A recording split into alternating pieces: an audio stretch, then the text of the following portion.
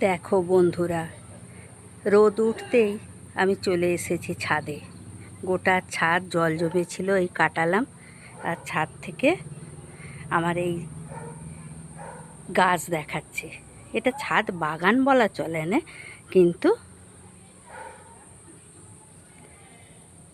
নিচের তলায় মাটিতে একটা গাছের চাল কুমড়ো গাছ পুঁতেছিলাম। সেটাই এখানে এই বাঁশ দিয়ে দিয়ে তুলতে এই রকম হয়েছে। গোটা গাছে ফুল ফুটেছে, ওই দেখো গোটা ছাদ সে কভার করে নিয়েছে। চাল কুমড়োও ধরে গেছে। সবুজের ওপর বড় বড় হলুদের ফুলগুলো কত সুন্দর দেখাচ্ছে দেখো। আর ওই একটা সজনা গাছ, এটা দোফালা সজনা গাছ। ফাঁকা পেয়েছে তো, দোতলা সমান সব হয়ে গেছে। কেমন ডগ বেয়ে বেয়ে গোটটা কভার করে নিচ্ছে।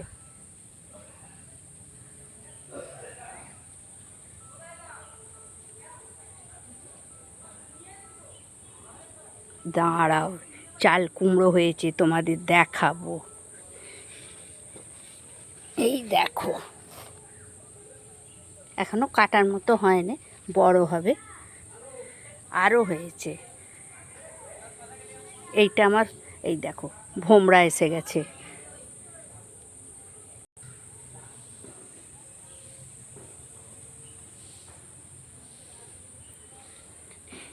আর এক সপ্তাহ পরে এ পুরো ছাদটাকে কভার করে নেবে।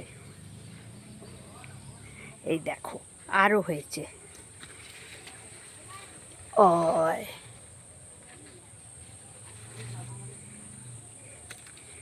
এই গাছটা আমার প্রতি বছর এইভাবে নতুন করে লাগাই, আর গোটা ছাদ ভরে যায়। প্রচুর ফল হয়। হনুমান যদি রাখে মানে মানে প্রচুর প্রচুর ফলন হয়। টব ভেঙে গেছে, এমনি কোথায় একটু শেকড় ছিল, লিলি ফুলের গাছ ফুটে গেছে।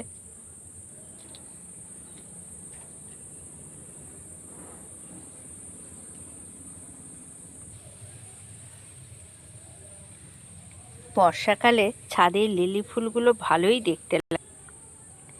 এবার তোমাদের দেখাবো এই গাছটা কোথা থেকে উঠেছে। বাঁশ দিয়ে দিয়ে অতি যত্ন সহকারে ওকে ছাদে তুলতে হয়েছে। ওইখানে গোড়াটা, এক চাকর মাটি আছে ওখানে, ওই এক চাকর মাটিতেই এটা উঠেছে। উঠে উঠে এখানে উঠেছে।